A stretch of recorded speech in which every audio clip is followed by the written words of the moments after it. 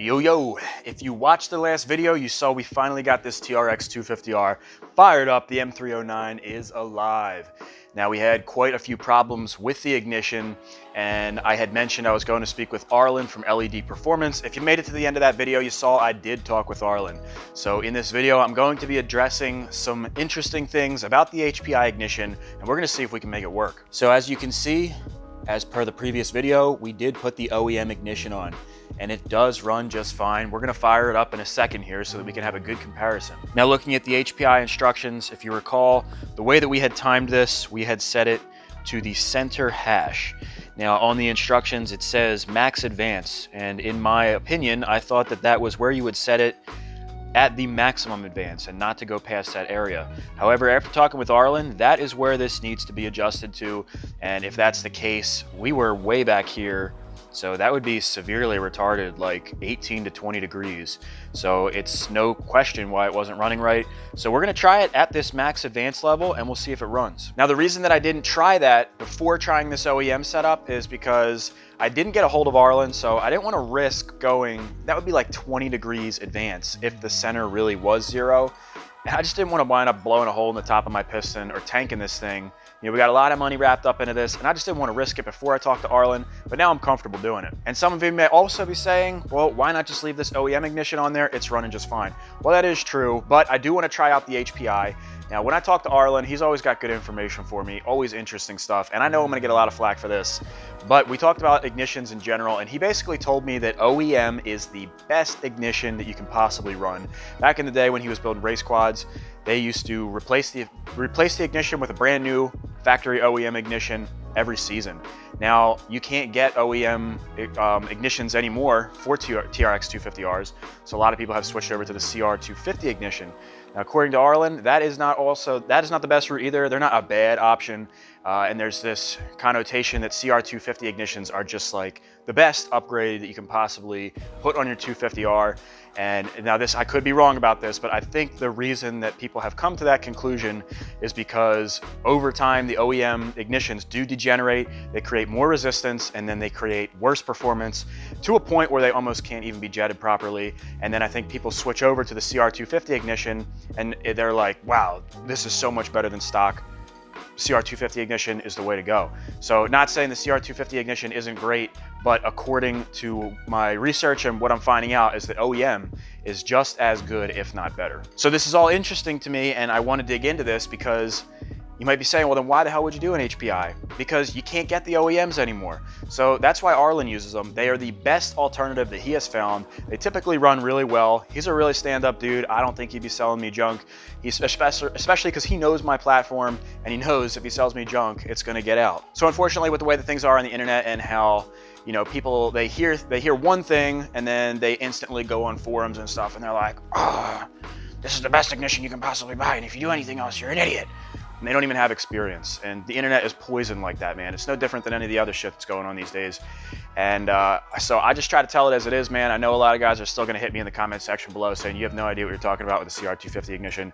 And that may be very well so, because I've never actually run the CR250 ignition. I'm just relaying information to you guys and the stuff that I have found. I try to keep it 100 with you guys all the time, no matter what. If somebody is the most well-known engine builder in the world and I try out what they say and it doesn't work, I'm gonna let you know. So enough rambling, let's fire up the 250R with the OEM ignition, see what it sounds like, see how easy it is to kick, then we'll swap it over to the HPI, put it where Arlen recommended, and we'll see how it runs.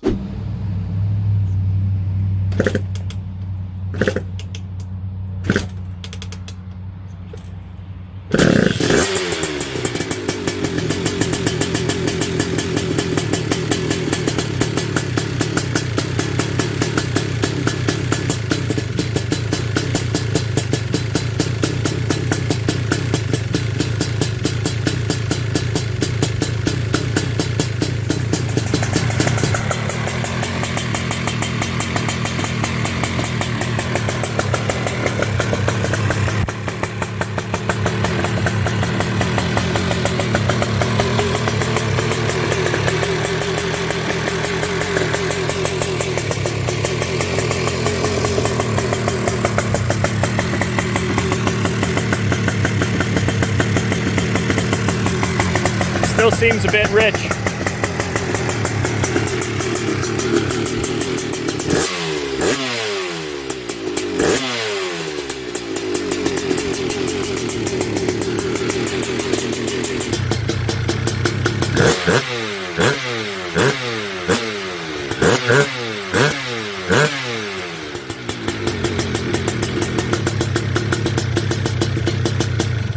right, so now you've seen it, how it runs with the OEM Ignition, and I have to say, the kick is delightfully easy. Now I'm very reluctantly going to switch over to the HPI. I will show you exactly how to install it, just in case it works, and we'll see if it runs. All right, I'm gonna see if I can do this like super fast. I'm using an impact gun to remove the flywheel bolt, and I'm going to use a threaded flywheel puller to pull our flywheel. Remember, these are usually reverse threaded, and you can buy these on eBay super cheap. Now I'll remove the 3 bolts holding on our stator, and also our pickup. All right, now we'll put the HPI on. Now we'll install the mounting plate for our HPI Ignition, and I would recommend using glue Loctite on these. And I tighten these by hand, but if you do want to torque these down, I would go to 8 foot-pounds. Now I'm removing the key from the crank, as the HPI is a taper fit and does not require the key. All right, I'm going to put the HPI Stator on, and you'll notice there is another ground I've attached on here with a little bit of a heavier gauge wire. So that will be running alongside the other ground wire. You can see it's thicker than the other one, just to ensure that we have a really good ground.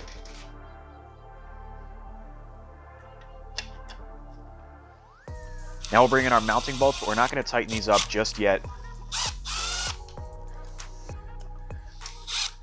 All right, now you'll notice that there's slotted holes in your stator. So you're gonna wanna orient it so that your mounting bolts are in the center of these. So that way, if you have to do any minor adjustments, you'll be able to do so to the left or to the right. Now we can snug up our mounting bolts, and I would recommend using blue Loctite on these bolts as well. Now the HPI kit does not come with a rubber grommet to go through your cases.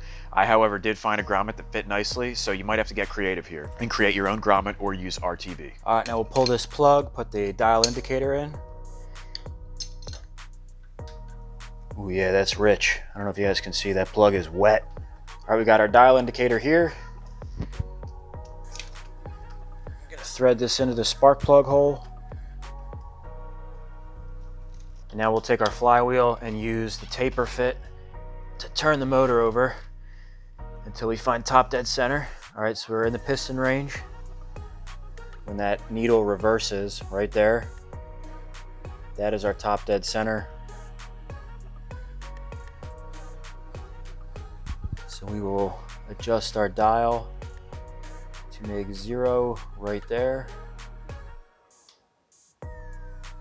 Let's double check.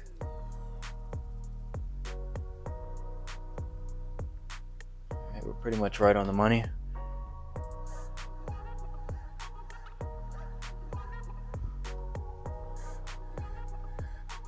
Now we want to set this for 2 millimeters below top dead center.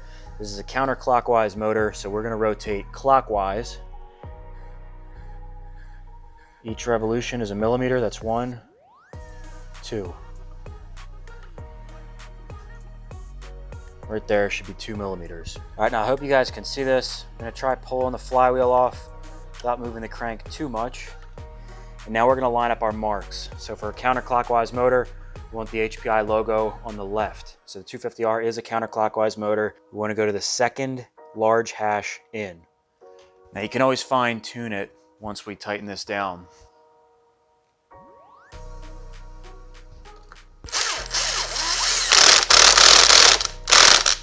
All right, now I'm going to double check this again. Let's find top dead center.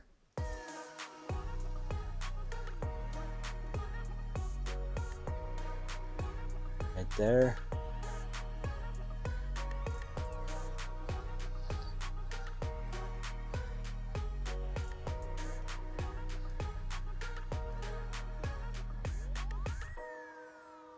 All right, now we're going to go clockwise 2 millimeters.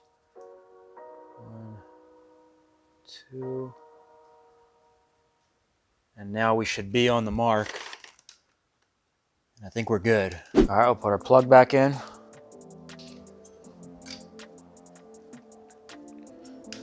Got our second ground run up here.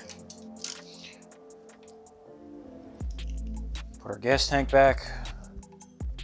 And we don't want to forget our flywheel weight.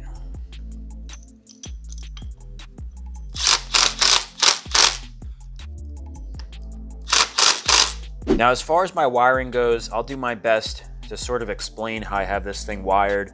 Now, mine will be a little bit different because I've done a little bit of custom wiring, but it's a very simple system. So if you start down here, this is the ground that will come on your unit from the factory. This is the ground that we have added. I believe this is a 16 or a 14 gauge wire.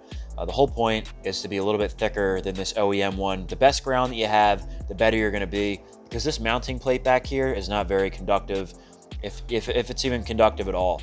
So definitely I would recommend running this wire so that the one on this side is going to go inside the wire sheath, which already comes that way from the factory. You don't have to worry about that. And then you can see the other wire I just have running along here. If you really want to, you could actually feed that inside the sheath and make it a little bit cleaner. Now I have the wires running up here. This wire cable here is the clutch cable. You don't have to worry about that. I just have it running along that. I think it's nice and clean. And if you do this, don't put your zip ties crazy tight, because you don't want to constrict your cable, although you really shouldn't, because there's a metal sheath in here. But regardless, it's just a good idea not to go too tight on your zip ties. Then I come up here, up top, and you'll notice this loom that I've added on here, so yours will not necessarily look like that. And I have a Deutsch connector up here, which I also added in. But as far as mounting locations, you can see my coil is right here. I have it bolted to the frame in an OEM location. And if you can see the bare metal under here, you want to make sure that this has good contact and ground to the frame, especially because I know a lot of you guys do powder coating, and having an excellent ground with this system is crucial. So definitely make sure that you have a good ground there. My CDI is located in another OEM location right here. And if you look under the CDI, I'm not sure if you guys can see, but there is another wire under here. That is a ground as well. So I did sand down this contact area also, because we want that to be a good ground. That ground comes up and around here. And you can see this wire right here. That's for your kill switch. So like I said, this stuff is, I can't really give you the best representation. However, the wiring isn't really the difficult part of installing this ignition system. I just want to show you how I have mine run. And then of course I have it wired into these kill switches. Now everybody's going to have a different setup with that, so I didn't really do an installation on that stuff. Now coming out of the wire harness from the stator, you'll have this orange wire which connects into the only tab on your ignition coil. Very easy to remember that. And then of course you have your two ground wires. This one right here is from the factory, and then I have the secondary one that we added right here attached to the other side. That's just going to ensure, like I said, a really good ground. And then of course you have your spark plug wire that comes out around into the top of the spark plug. If you're wondering what this is right here, that's my hour meter. You can see it down here. That's kind of irrelevant. You don't have to run an hour meter. I just have that added on there, but that's what is going on up here. There's just a wire that's coiled around the spark plug wire that just lets the hour meter know that the motor's running and starts adding time. Something else to note is that I've taken these two front motor mounts. I have sanded the front of them, the back portion of the frame, so there's metal to metal contact, and I've also sanded the back portion of the motor mount up here too, so there's metal contact to the motor. I've done that on both sides, and that's just to ensure that you have a really good ground. Somebody had pointed out to me that if one of these snaps, you might lose your ground. So that's why I've done it to both sides. So if you're going off jumps and stuff, do a motocross, and one of your motor mounts breaks, you could stall out if it gets grounded out or loses ground. So it's definitely a good idea to make sure you have a good ground from your motor to your frame. So that should give you a good idea of where you can mount up your stuff for your ignition system. You don't have to wire it the way that I did. Like I said, it is not the most difficult part doing the wiring. It's the timing that is very critical, and it's got to be right, otherwise it won't start. So let's see how it worked out, see how this thing kicks over, and see how it sounds, if it starts.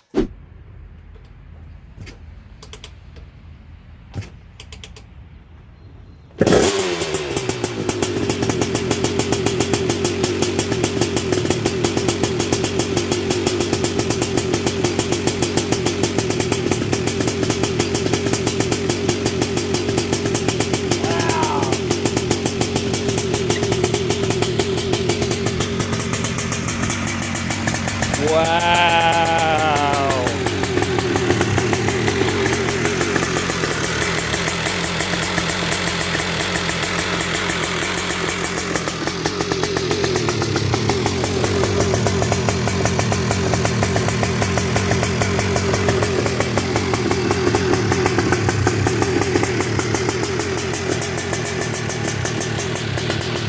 Unbelievable.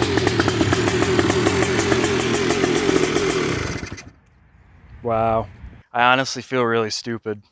It started easier with this ignition than it did with the OEM one, and it was cold. It's been probably 30 to 45 minutes since we started it up with the OEM ignition.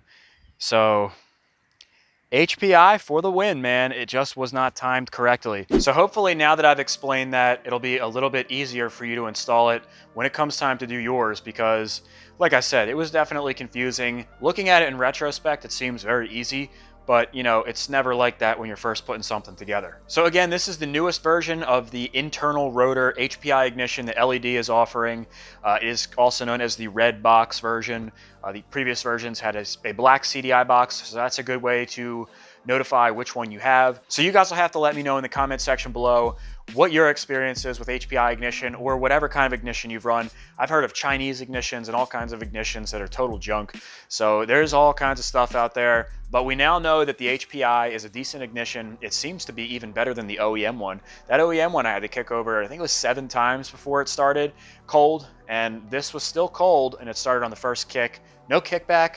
Seems to be really good. Now, if you're interested in picking one of these up, you can hit up LED Performance and they can get you fixed up. I believe the Stator setup is $299, and then if you want to get the flywheel weight, which is recommended for the 250R, at least for the motocross track, that's another $75. And you can also get your dial indicator from them, all available from LED Performance. All right, guys, I appreciate you watching. Please give me a thumbs up if you enjoyed this video. Remember to comment on this video and share this video. That helps me out a lot. And I will see you in the next one, guys. Peace out.